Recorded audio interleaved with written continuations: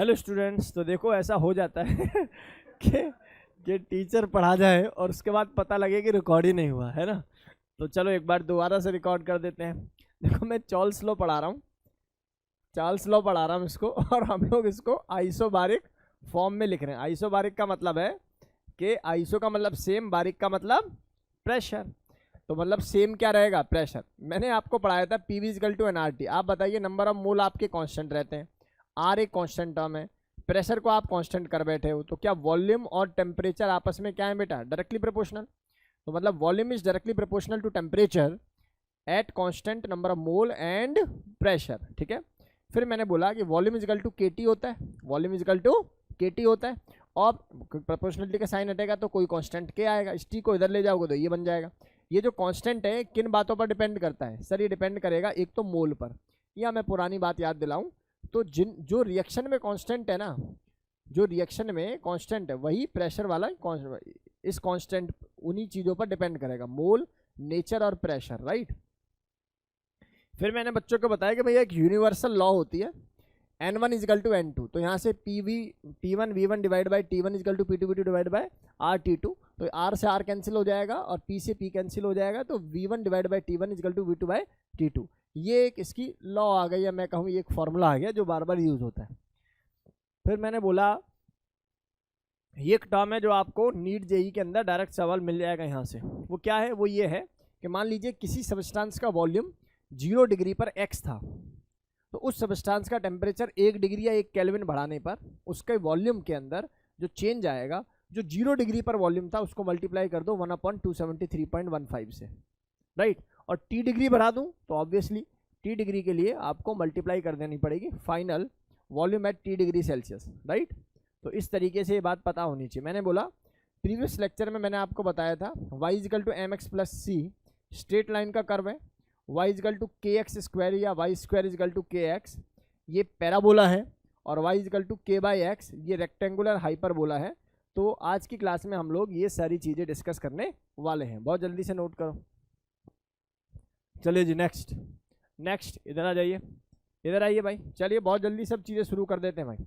फिर से आ जाते हैं अपनी दुनिया यानी कि ग्राफिकल दुनिया। आ जाओ भाई, बहुत ध्यान से देखिए। अगर मुझसे कोई कहेगा कि इन लॉज के अंदर सबसे इंपॉर्टेंट क्या है, तो क्या है सबसे इंपॉर्टेंट? ग्राफ। जिसको ग्राफ आता है उसको सब आता है। देखो भाई, आप लोगों को मैंने अभी भी पढ़ाया v इजिकल टू किसके बराबर होता है बेटा? KT। सही है क्या? आप बताइए, एक तो वॉल्यूम है y एक्सिस पर और x एक्सिस पर क्या है? Temperature in kelvin. ये केल्विन की ही लॉ है। तो यहाँ y इजिकल टू क्या हो जाएगा बेटा बताओ? mx प्लस सी। अरे c कितना हो जाएगा? 0। इसका मतलब इंटरसेप्ट बिकम 0, और यहाँ पर स्लोप कितना हो जाएगा k। तो क्या ग्राफ ऐसा आ जाएगा आपका? किसी को कोई दिक्कत है इस बात को लिखने पढ़ने में? इसका मतलब स्लोप बराबर कितना हो जाएगा बेटा जी? अरे भावना को समझ रहे हो ना? स्लोप कितना हो जाएगा k, या इसी को मैं क्या लिख देता हूँ? tan theta. चलो जी, अगला सवाल दिखाई दे रहा होगा। फिर से वही सवाल है सर, यहाँ प्रेशर 1, प्रेशर 2, प्रेशर 3, और आपसे पूछा है कौन सा प्रेशर ज़्यादा होगा? Arrange into the order of their pressure. इधर देख पार की तरीका कुछ बताया था सर ने, याद कर। मैंने बोला था कि सर इसके पैरेलल, किसी भी एक्सिस के पैरेलल एक लाइन डाल दो। इधर आओ। तो मैंने क्या काम करना है, मैंने ना इसके एक्स एक्सिस के पैरेलल एक लाइन डाल दी है। सही है क्या? बताओ। अब जैसे ही मैंने ये लाइन डाली तो मुझे एक बात पता लग गई, क्या? कि जो प्रेशर 1 है ना, इसका वॉल्यूम ज़्यादा है। सही है। प्रेशर 2 का वॉल्यूम क्या होगा? कम। प्रेशर 3 का वॉल्यूम क्या होगा बेटा? और भी कम। तो आप बताइए, क्या सर ने तुम्हें P V equal to NRT का बेजोड़ फॉर्मूला बता रखा था और ट्रिक भी समझा रखी थी? सर ये भी कांस्टेंट है, यहाँ ये भी कांस्टेंट है, ये भी कांस्टेंट है। अरे सर ये कांस्टेंट नहीं है सर, लाइन पर प्रेशर कांस्टेंट होता है। लाइन पर, लाइन ही अलग हो तो ऑब्वियसली प्रेशर डिफरेंट हो सकता है। तो समझदार बच्चा ये बात जानता है कि यहाँ सर ने टेम्परेचर को कांस्टेंट कर दिया है। तो अब प्रेशर और वॉल्यूम का क्या रिलेशन है आप समझ जाओ। सर प्रेशर और वॉल्यूम यहाँ पर इन्वर्सली है। तो सर अगर वॉल्यूम किसी का ज़्यादा है तो उसका प्रेशर क्या होगा? कम होगा। तो क्या हमारी क्लास के बच्चे ये बात समझ चुके हैं कि जो ऑर्डर पाया जाएगा वो कुछ ऐसा पाया जाएगा? बोलो हाँ या ना। और समझदारी बताऊं, और समय बचाना है तो आप केवल और केवल ना कौन कांस्टेंट है कौन क्या है वो सब देखो मत। आप देखो यहाँ कौन है? प्रेशर, और इसके बगल में देखो कौन है जी, टेम्परेचर दिखाई दे रहा है। प्रेशर और टेम्परेचर का, सॉरी वॉल्यूम, मुझे टी दिखाई दिया, ठीक है ना। प्रेशर और वॉल्यूम का क्या रिलेशन है बेटा जी, इनवर्सली प्रोपोर्शनल। क्या होगा, इनवर्सली। पूछो पूछो, घबराओ मत, पूछो।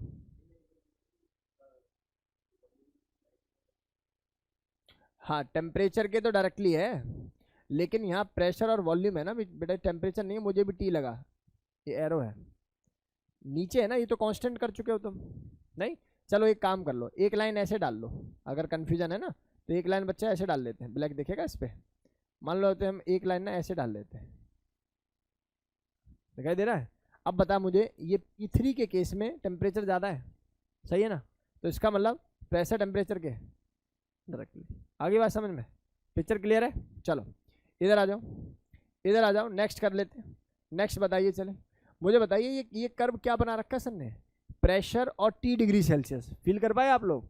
आप लोगों को ये बात पता होनी चाहिए, V का फॉर्मूला होता है K इंटू टी। ये T कौन सा T है? और तुम लोग ये भी बात जानते हो सर कि इसको मैं क्या लिख सकता हूँ सर, इसको मैं लिख सकता हूँ 273 प्लस डिग्री सेल्सियस, याद आ रहा है, या T डिग्री सेल्सियस। तो अंदर मल्टीप्लाई कर दोगे, अंदर मल्टीप्लाई कर दोगे तो y equal to M X plus C की इक्वेशन तो आएगी, सी तो ये वाला पार्ट हो जाएगा इसमें। लेकिन सवाल ये है कि इसको और आगे मैनिपुलेट करोगे तो यहाँ कहीं जाके आप लोगों का -273.15 डिग्री टेम्परेचर आता है। तो ये ग्राफ यहाँ 0 से शुरू नहीं हो सकता, इसका इंटरसेप्ट कुछ ना कुछ रहेगा। क्या मेरी बात समझ में आ रही है, नहीं आ रही? इस तरीके से डेटा आपको समझ में आना चाहिए और ये ग्राफ ऐसे प्लॉट हो जाएगा। मैंने बॉयल्स लॉ के अंदर ऐसे ग्राफ बना के आपको दिए हैं। चलो नेक्स्ट देखो जरा। अब सवाल उठता था, ये प्रेशर 1 बड़ा है, प्रेशर 2 बड़ा है। सर बहुत सिंपल सी कहानी है, यहाँ टेम्परेचर को कांस्टेंट करके देख लो और बताओ P इक्वल टू nRT में प्रेशर और वॉल्यूम का क्या रिलेशन है सर? इनवर्सली। इसका मतलब जिसका प्रेशर ऊपर है उसका वॉल्यूम। भाई हमें तो P1 का वॉल्यूम ज़्यादा दिखाई दे रहा है ना, वॉल्यूम ज़्यादा है किससे, P2 से, तो जिसका वॉल्यूम ज़्यादा उसका प्रेशर क्या होता है, टेक्निकली कम होता है भाई, कम होता है। नहीं सीख पाए? सीख पाए या नहीं सीख पाए? प्रेशर और वॉल्यूम का रिलेशन इनवर्सली है। अगर किसी प्रेशर का वॉल्यूम ज़्यादा है तो भैया उसका प्रेशर टेक्निकली क्या है, कम है, क्योंकि पिक्चर क्या है, इनवर्सली है। तुम्हें समझ में आया नहीं आया? हम लोग कौन सी लॉ पढ़ रहे हैं? प्रेशर कांस्टेंट लिखा है ना हम लोगों ने, ठीक है, कोई दिक्कत नहीं है। टेम्परेचर कांस्टेंट नहीं है, प्रेशर ही कांस्टेंट है। चलो नेक्स्ट देखो जरा, V/T वर्सेस V। इस टाइप के सभी ग्राफ के लिए मैंने एक तरीका आपको बताया था, याद करो। मैंने आपको बोला है V इक्वल टू KT होता है क्या? बताओ V/T बराबर K हो रहा है क्या? मतलब सीधी सी बात है भाई, V/T वर्सेस V के बीच में कर्व आएगा तो कर्व कैसा आना चाहिए, ऐसा आना चाहिए, सीधा। नहीं है बात समझ में आई या नहीं आई? पक्का? तो डेटा समझ में आ गया होगा पक्का, क्योंकि सर ये क्या है, कांस्टेंट वैल्यू है। ये वैल्यू क्या हुई, कांस्टेंट वैल्यू है। आप देखो, थोड़ा फील कर लो, कितना भी वॉल्यूम को बढ़ाओगे, कितना भी वॉल्यूम को बढ़ाओगे, V/T की वैल्यू क्या रहेगी, कांस्टेंट ही रहेगी। कैसे पता लगता है आपको? सर ऐसे देख लो, सर कांस्टेंट की वैल्यू तो फिक्स है ना, आप वॉल्यूम को बढ़ाओ, बढ़ेगा बढ़ेगा बढ़ेगा, लेकिन टेम्परेचर भी उसी तरीके से मेंटेन होगा कि वैल्यू क्या रहे, कांस्टेंट रहे। क्या सर की बात समझ में आई या नहीं आई, बोलो। तो इतनी बातें हमारी क्लास के सभी बच्चों को समझ में आ जानी चाहिए, यहाँ तक कोई डाउट किसी बच्चे को नहीं रहना चाहिए। मान लो कल को कोई ऐसा सवाल आ गया, एक ग्राफ ये है और एक ग्राफ यहाँ पर यार ऐसे ऐसे दे दिया इन्होंने, ठीक है, ऊपर लिख दिया यहाँ P1 और यहाँ लिख दिया P2। समझदारी किस में है? समझदारी इसी में है कि सर कौन सी वैल्यू बड़ी होगी, P1 बड़ा होगा या P2 बड़ा होगा? सर P2 की वैल्यू बड़ा होगी। क्यों? आप देखो ना, यहाँ पर इसको कांस्टेंट दे के देख लो। अब यहाँ देखोगे वॉल्यूम और प्रेशर का ही तो रिलेशन है, और वॉल्यूम प्रेशर के रिलेशन में जिसका वॉल्यूम ज्यादा उसका प्रेशर कम। तो सर यहाँ पर P1 की वैल्यू कम किससे, P2 से। सीख पाए या नहीं सीख पाए? ईमानदारी से बताओ, कॉन्सेप्ट क्लियर हो रहा है या नहीं? बातें क्लियर हो रही हैं? अनीशा बता जरा, चल नोट करो जल्दी से, note it down. Next next next, आओ भाई अगला आ जाइए। अगले कुछ ग्राफ्स की बात कर लेते हैं। अब देखो आप लोग खुद करेंगे भाई, है ना, अब आप लोग खुद करने वाले हैं। देखो ग्राफ दिखाई दे रहे होंगे, v by T versus v, वही ग्राफ आ गया, कांस्टेंट ग्राफ। अब बता ईश्वरी, मुझे बताओ, यहाँ पर आपसे पूछा है n1 और n2 में से कौन बड़ा होगा, नंबर ऑफ मोल पूछे। सर आप एक बात बताओ, सर आपने PV इक्वल टू nRT का फॉर्मूला नहीं पढ़ा क्या? पढ़ा है क्या? आपने वॉल्यूम को कांस्टेंट कर लिया, समझ में आई, लेकिन ये डायरेक्टली प्रोपोर्शनल है किसके? बताओ जरा, बताओ जी, कुछ तो बोलो, बताइए कौन बड़ा कौन छोटा होगा, कौन बड़ा होगा?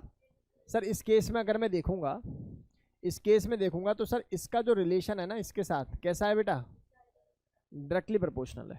किसके साथ? डायरेक्टली प्रोपोर्शनल है। और टेम्परेचर के साथ इन्वर्सली है, तो उस हिसाब से भी ठीक आ रहा है। तो इसका मतलब यहाँ पर N2 की वैल्यू ज़्यादा होगी किससे? N1 से। सही लिखा है मैंने? बताओ जी, N2 की वैल्यू क्या होगी बच्चे? ज़्यादा होगी किससे? N2 से। आपको ना इसी तरीके से फॉलो करना है। आप स्लोप के चक्कर में पड़ गए तो काम खराब हो जाएगा बेटा। आप स्लोप के चक्कर में पड़ गए तो काम खराब हो जाएगा। मैं ये नहीं कह रहा आंसर नहीं आएगा, आंसर भी आएगा, समय भी जाएगा, लेकिन आपको समय भी बचाना है। v बाय 1/t, बताओ जरा कैसा कर्व होता होगा? मैं बना एक बार देखूं कैसा बनता होगा। आओ इधर आओ, मुझे पता है v equal to KT formula पढ़ा है हमने, पढ़ा है। अब मुझे ये भी पता है कि इसको इधर ले जाऊं, अगर मैं इसको अगर मैं इधर ले जाता हूं तो यहाँ पर मेरे पास बन जाएगा v इंटू 1/t और ये बन जाएगा k। सही बात बोलो भाई, अरे समझ में आ रहा है? तो इसका मतलब ये इसको इधर ले जाएंगे तो v इक्वल टू k/t। सही लिखा है मैंने? नहीं, v इक्वल टू k/, अरे इतना करने की जरूरत क्या है यार? ये x, ये y है और ये x है, ये किसके बराबर है? कांस्टेंट k के। ये कैसी इक्वेशन थी? Rectangular hyperbola. और अगर ये रेक्टेंगुलर हाइपरबोला है तो कर्व कैसे जाना चाहिए? सीख पाए या नहीं सीख पाए? प्रीवियस लेक्चर से ये बात डिफाइन है, पता है ये बात? बेटा मैंने बोला था y equal to k/x, y equal to जो k/x है यही रेक्टेंगुलर हाइपरबोला होता था। तो यार x y किसके बराबर हो जाएगा? k के ना। तो वही चीज़ तो है वहाँ पे भी। अब कैसे देखते हैं सर? y एक्सिस पर v है, x एक्सिस पर 1/t है। बात समझ में आ रही होगी। ये P2 ये P1, बताओ जी कौन सा प्रेशर बड़ा कौन सा प्रेशर छोटा? सर बड़ा सिंपल है जीवन, सोचने का विषय खत्म कर दिया है सर ने। जिसको ये ज्ञान है ना कि वॉल्यूम और प्रेशर में कैसा रिलेशन होता है P इक्वल टू nRT से, वो गेम सीख चुका, वो गेम सीख चुका। नहीं आई बात समझ में? बहादुर बात समझ में आ रही है बेटा? देख P इक्वल टू nRT होता है। आप सारे फैक्टर छोड़ दो, जो दिखाई दे रहा है ना प्रत्यक्ष जो है उसी को सच मानो। तुम्हें एक प्रेशर दिखाई दे रहा है, एक वॉल्यूम दिखाई दे रहा है। प्रेशर वॉल्यूम में रिलेशन इन्वर्सली है, तो इसका मतलब जिसका वॉल्यूम ज़्यादा होगा उसका प्रेशर क्या होगा? कम होगा। सीधा सा आप लोग जो है आंसर ऐसा कर सकते थे, डायरेक्टली आप लोग आंसर कर सकते थे। नेक्स्ट आ जाओ, दिखाई दे रहा है VT/T। आओ चलो चेक करते हैं, चेक करते हैं। भैया मैंने एक फॉर्मूला पढ़ाया था v इक्वल टू KT, पढ़ाया क्या? एक काम करता हूँ t से मल्टीप्लाई कर देता हूँ इधर और t से मल्टीप्लाई कर देता हूँ इधर। सही है? कुछ तो बोलो। आप बताइए क्या किसी टीचर ने आपको ऐसा फॉर्मूला पढ़ाया है y इक्वल टू kx²? क्या आपने इसी को पैराबोला बोला था? और पैराबोला में भी x² यानी कि x की दो वैल्यू होंगी तो x एक्सिस y एक्सिस के अलोंग ग्राफ चलने वाला है। इसका मतलब ग्राफ का जो नेचर होगा वो कैसा होगा? भाई साहब बता दो, क्या इसी को पैराबोला बोलेंगे? चलो जी इसको पैराबोला बोल लेते हैं, आप कहते हो तो। चलो ये डेटा समझ में आ गया होगा सभी बच्चों को, यहाँ तक कोई डाउट किसी बच्चे को नहीं रहना चाहिए। चलो भैया अब बात करते हैं किसकी? VT/T² की। इधर आ जाओ, इधर आ जाओ।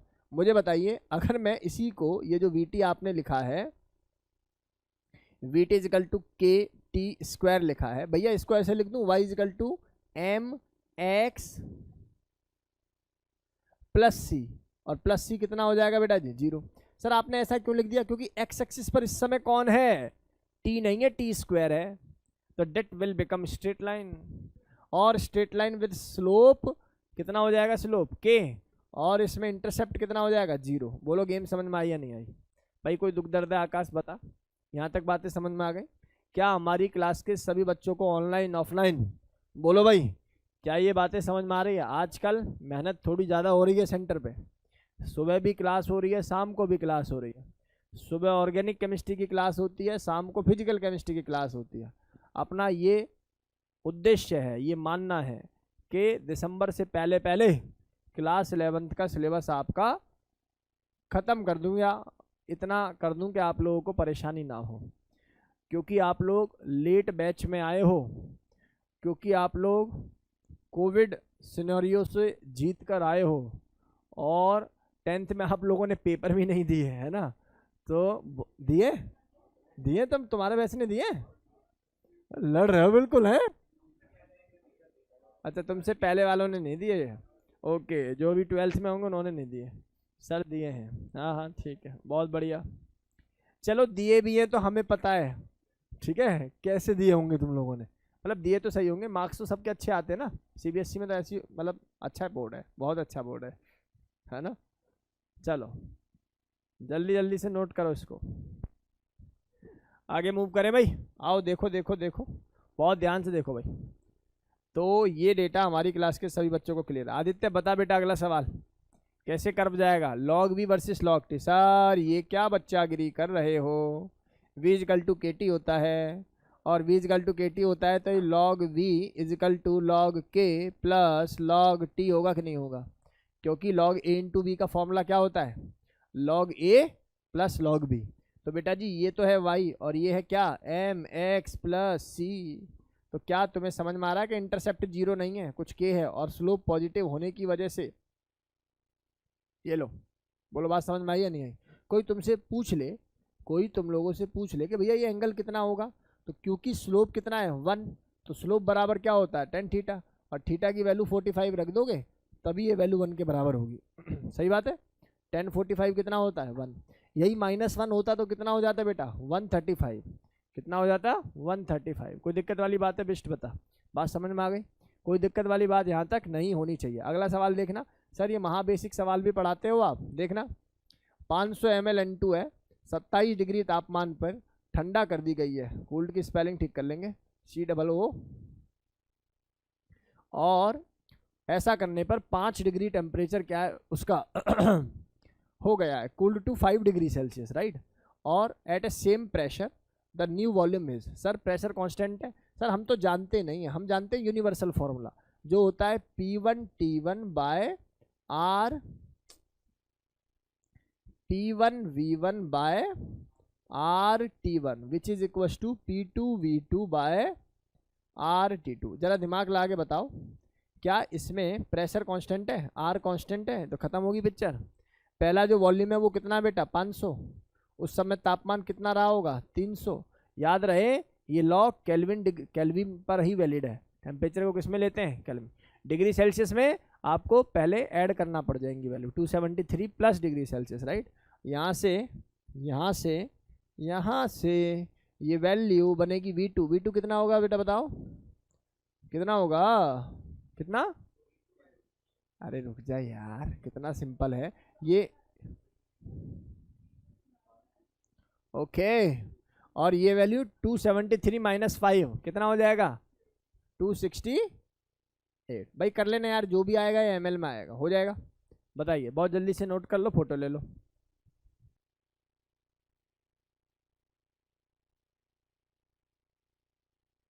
अगला सवाल ये रहा, देखो जरा ध्यान से, अगला सवाल ये रहा।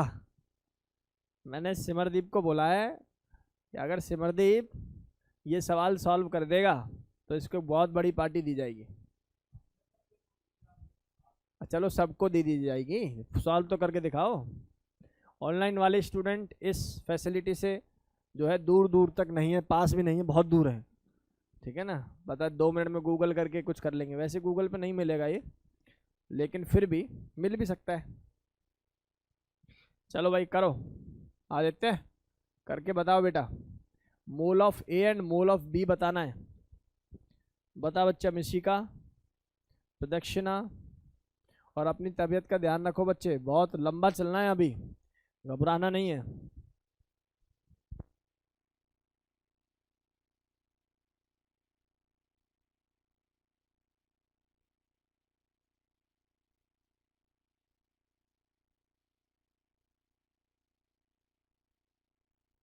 समझ रहे हो, समझ रहे हो?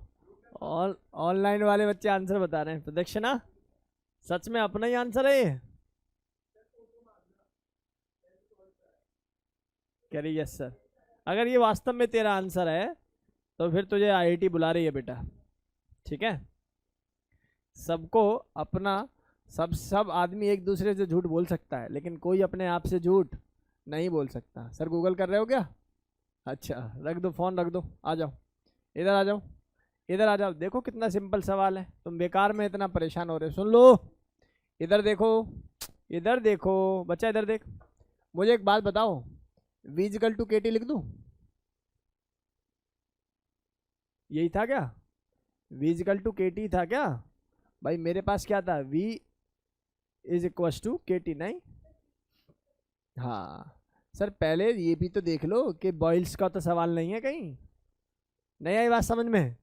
आपको चार्ल्स लॉ पढ़ा के, चार्ल्स बोलो उसको, एट कांस्टेंट टेम्परेचर दे दिया, तो कांस्टेंट टेम्परेचर दे दिया मतलब मैंने बॉयल्स दे दिया, हाँ या ना? और बॉयल्स का क्या था भैया खेल? बॉयल्स का खेल था सर कांस्टेंट टेम्परेचर, हाँ या ना? वहाँ होता था PV इक्वल टू कांस्टेंट, सही है? इसको पलट दो, 1 अपॉन, सुन ले, 1 upon PV is equal to 1 upon K। ये बात सही है? बोलो। अब इस केस में मुझे दिखाई दे रहा है एक चीज़, क्या? मैं एक बात जानता हूँ कि यहाँ पर जो ये वाली टर्म है किसके बराबर आती थी, याद करो। आती थी बराबर? चलो मैं कह रहा हूँ for a gas 1 upon PV is equal to tan theta, होगा कि नहीं होगा? अच्छा थीटा गिवन है क्या? ए का थीटा गिवन है कितना? 45 डिग्री। अब सुन लो, ध्यान से सुनो। और अगर मैं बात करूं यहाँ पर फॉर बी की, अगर मैं बात करूं 1 upon PV equal to tan theta, और थीटा किसके बराबर हो जाएगा बच्चा? ये √3 आ रहा है, ये 1 आ रहा है, सही है? अच्छा ये प्रेशर है और ये भी प्रेशर, थोड़ा भावनाओं को समझो। इस केस में with respect to pressure graph है ना? आप थोड़ा अपना अकल लगाओगे तो एक बात बताओ, अगर मैं एक पॉइंट को कांस्टेंट मान लूं, इस समय इस A का और B का प्रेशर सेम होगा कि नहीं होगा? नहीं, ये बात समझ में?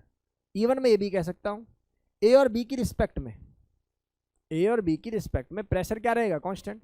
तो यार इतना दिमाग क्यों लगा रहे हो? प्रेशर को हटाओ, बचा वॉल्यूम। और गैस है, क्या है? गैस है, और गैस है तो हम लोगों ने एक फॉर्मूला और पढ़ा था, volume at STP is equal to N into 22.4 litre.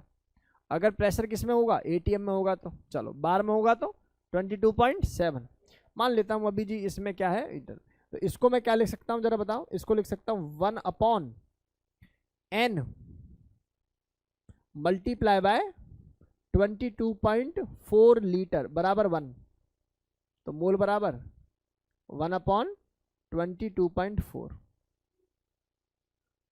आई बात समझ में भाई? यहाँ आ जाओ, इस केस में अगर मैं देखूंगा तो ये फिर से ये कर दो, 1 अपॉन N इंटू 22.4 बराबर √3। तो N बराबर क्या हो जाएगा बच्चा? 1 अपॉन √3 मल्टीप्लाई बाय 22.4। गेम समझ में आया दोस्त?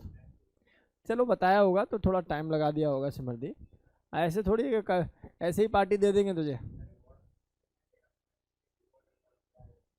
हाँ क्वेश्चन मैंने मैनिपुलेट कर दिया। क्वेश्चन में आया था, जब ये सवाल आया था, वाई, क्यों?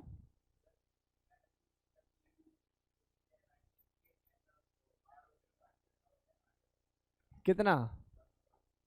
भैया तुमने रेशो निकाल दिया ना, आपने रेशो निकाल दिया, मोल नहीं निकाला एग्जैक्ट। नहीं बात समझ में आई? रेशो तो दिखाई दे रहा है, और रेशो निकालने के लिए फिर फॉर्मूला क्या लगाना है? ये तो सीधा दिखाई दे रहा है, ये 1045 है, 10 जो है 60 है, ये थोड़ी कराएंगे। नहीं चलो, नहीं नो डाउट, बढ़िया सवाल था, हो जाएगा भाई, बताइए। तो आज की क्लास के लिए इतना ही। आज हम लोगों ने चार्ल्स लॉ क्लियर कर लिए। अब हम लोग जो है नेक्स्ट लॉ पढ़ेंगे जिसका नाम है गे-लुसेक लॉ, राइट? तो उसके लिए अगली क्लास में मिलते हैं। बढ़िया तरीके से इसको कवर करिए। चलिए आज की क्लास के लिए इतना ही। Thank you so much.